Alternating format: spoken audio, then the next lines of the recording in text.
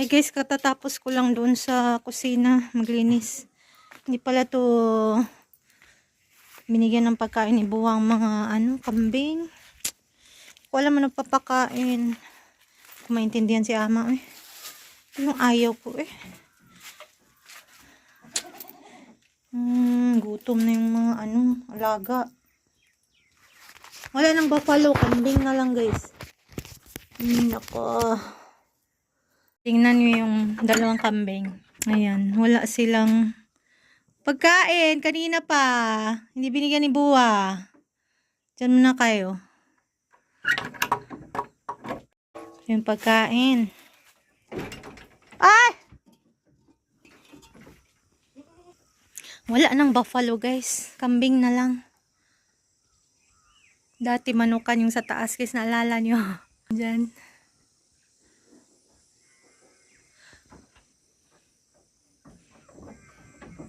Ano-ano nang naiisip dati. Wait lang. Uy, marunong sila magbukas. Ay! Nay! No! No eh?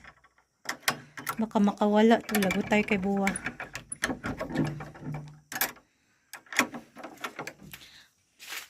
So, lagyan to ng mais at tubig. Let's go.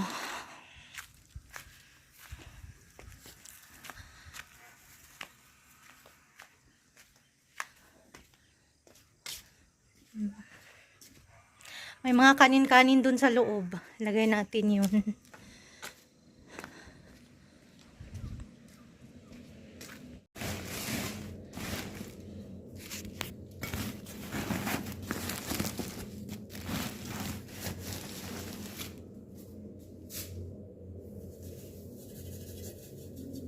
Yun yata yun guys.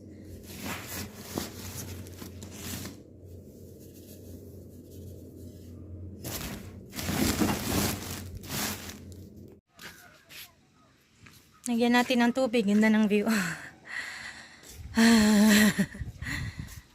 Paliguan ko pa si Sundar. So, ang ating gripo ay naglilik.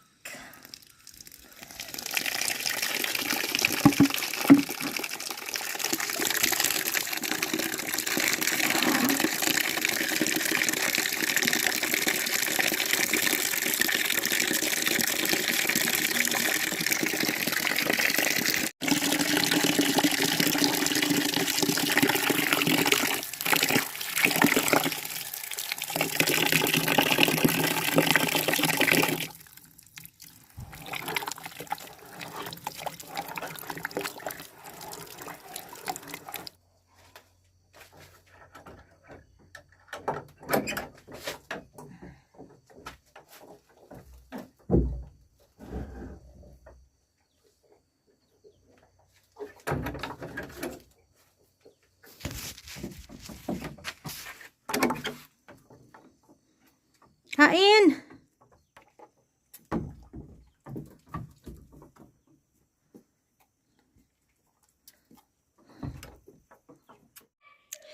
Guys, alas 9 na dito. Pakita ko lang yung mga bahay-bahay dyan sa bundok. Bundok na yan siya guys, oh. Daming bahay. Yung tuktok doon, tuktok. daming bahay-bahay dyan guys. Basta sa tuktok na yan sila dyan. Ang taas na yan. Oh.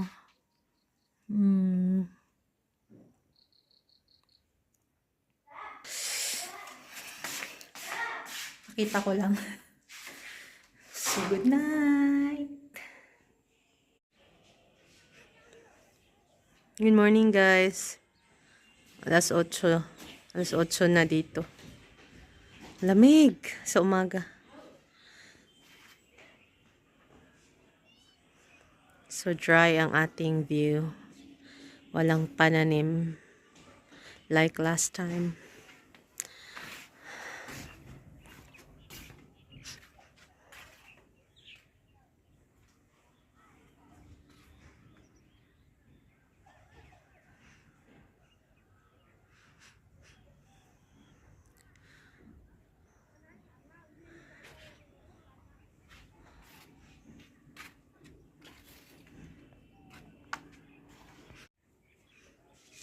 Suot ko yung kay Babo to guys. School cap. Tawag dito. Na-hospital si Buwa. Na-admit siya guys. So, si Santos ay papunta na dito. Kasi uwi na kami sa Friday. So, siya ang magbantay dito. So, wala.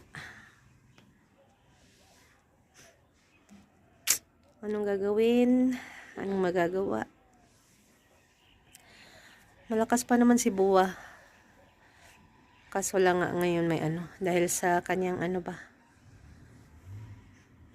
ubo. Pareho sila ni Ama. Problema, liver. Mahina ang liver. Si Buwa kasi nagsisigarilyo din eh. Kaya dapat itigil na niya. So mag-breakfast muna kami guys. Pinabili ko si Santos ng gulay. So magdadala yun siya ng gulay. Mas madali. Para may ulamin. So muna kami tsaa.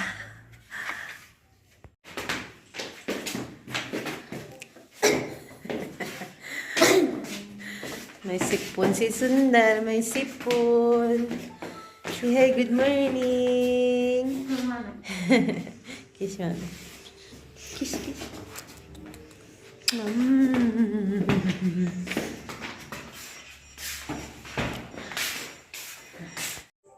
Nakabili ako kagabi guys ng fresh milk. Medyo mahal.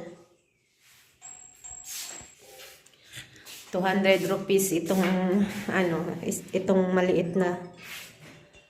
Ayan. 200 rupees. So, kagabi ininom na ng mga bata at ni mother-in-law yung kalahati. So, ito yung breakfast ng mga bata. At non-stars. Matamis. And then, ito ang lulutuin ko sa aming ulam. Magasto sa itlog guys kasi yung mga bata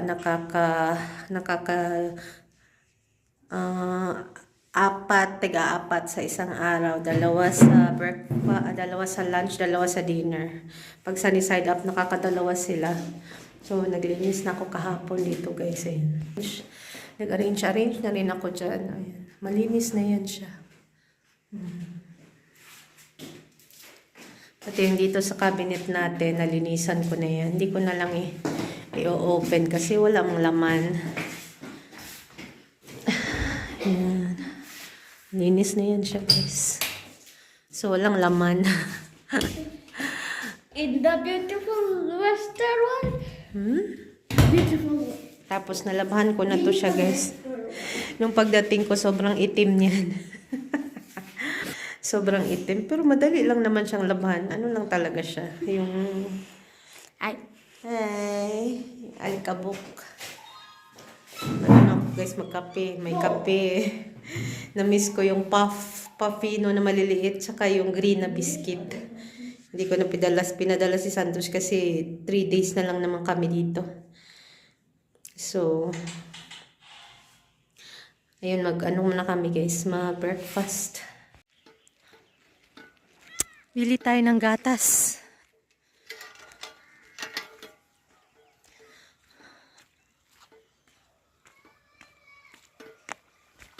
Parang namahalan ako ng gatas dito kay Didi guys. At ano good ni si Didi? Maro in Bisaya. Overpriced siya, overpriced sa kanyang gatas.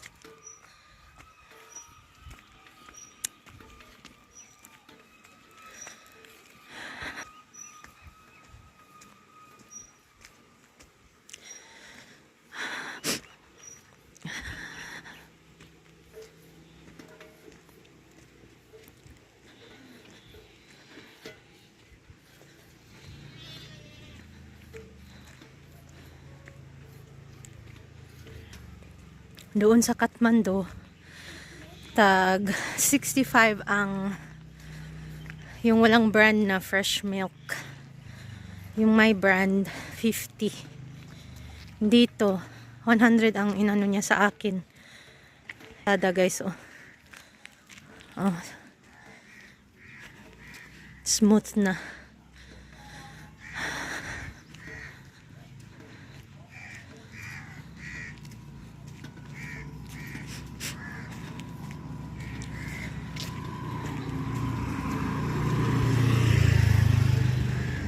Didi, good morning. दूध चा भारी मात्रै हो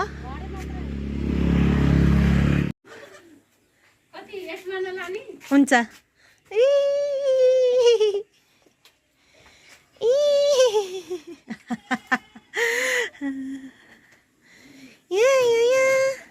आऊ आऊ आऊ आऊ आऊ आऊ आऊ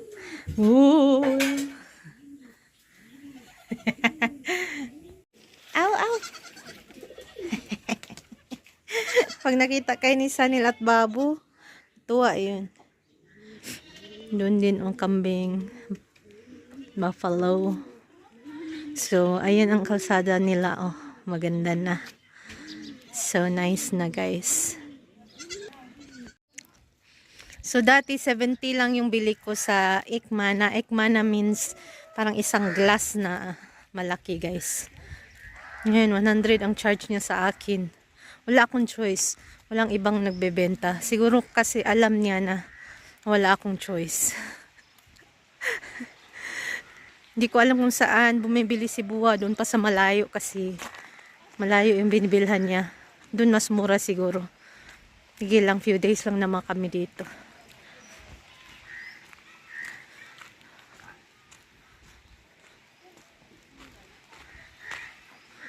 Hello.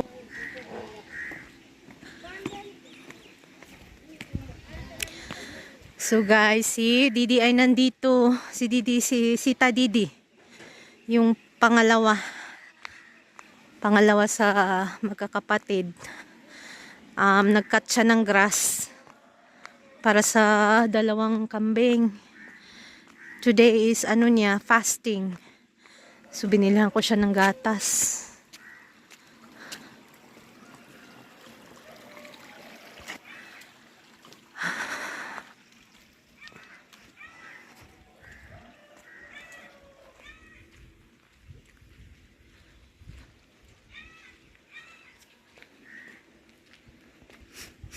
So, once a week ang fasting nila dito. Barta ang tawag. So, ang whole day, tubig lang sila. Black tea, black coffee, or gatas. So, pwede na tong gatas kay Didi. Nakaluto na ako, guys.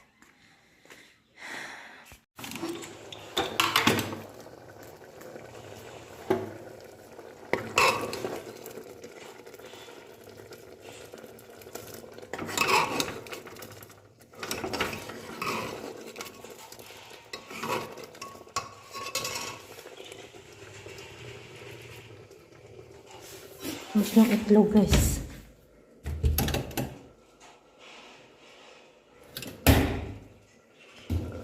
So, kailangan nang bumili. Kulang ang itlog. So, luto ng ating ulam. Yan lang. Simple ulam guys.